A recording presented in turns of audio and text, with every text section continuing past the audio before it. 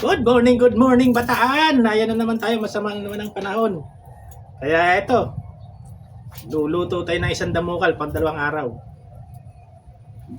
Papaksiw tayo ng isang palangga ng sugpo at alimasag. Titingnan natin kung anong kalalabasan. Pagsasamahin natin itong 3 nilalang. Sugpo at alimasag at sariwang galunggong. Yan ang pagsasamahin natin ngayon. Huwag nyo munang gagayahin kasi hindi natin alam kung anong kalalabasan ng lasa.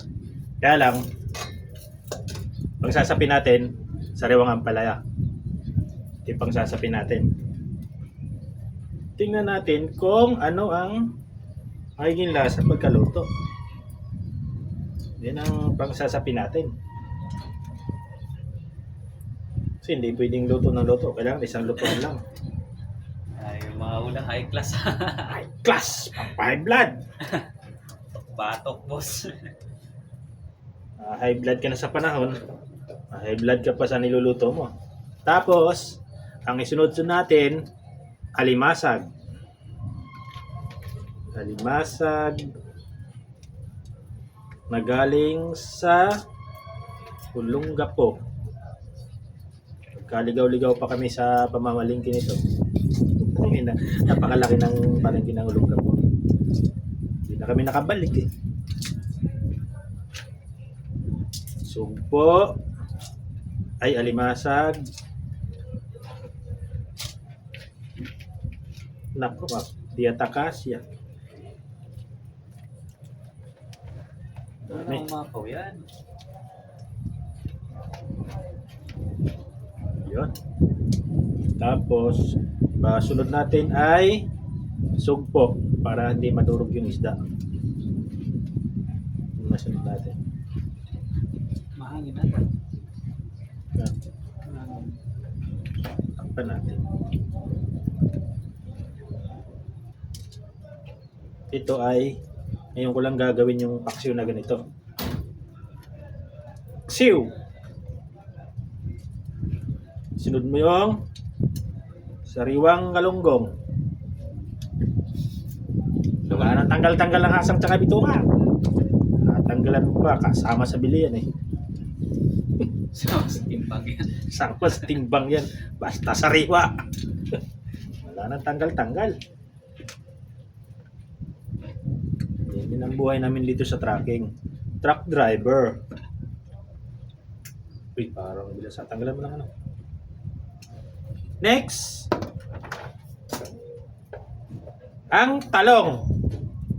Babaw natin talong. Yan ang pinaka-topping natin, talong. Punuin ko siya natin. Apaw.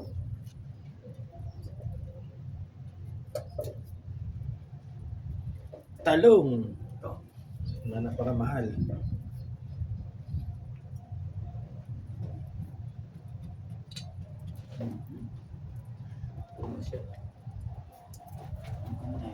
Tuno. Parang isang barangay pa kainin natin ah. Next.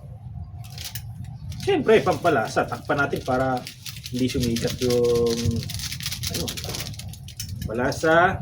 Next. Asin. 1 kilong asin.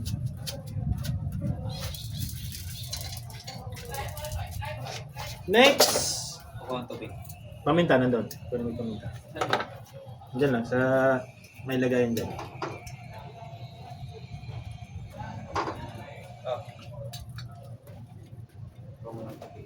Kailangan kompleto ricado para masarap.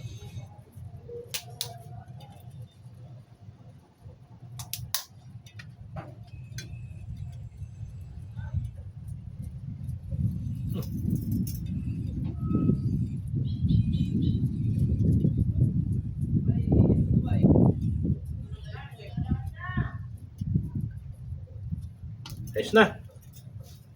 Next. Isang sukang galing ng Malolos.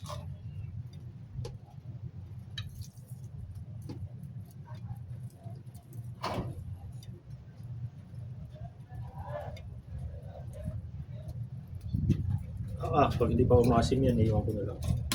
Bubos ah. Kunting tubig. Pang patanggal ng high blood. Hop. Okay. Tak. Pan. Yes! Bangan nyo na lang mamaya kung ano kalalabasan. Sabihin ko sa inyo kung pwede nyong gayahin.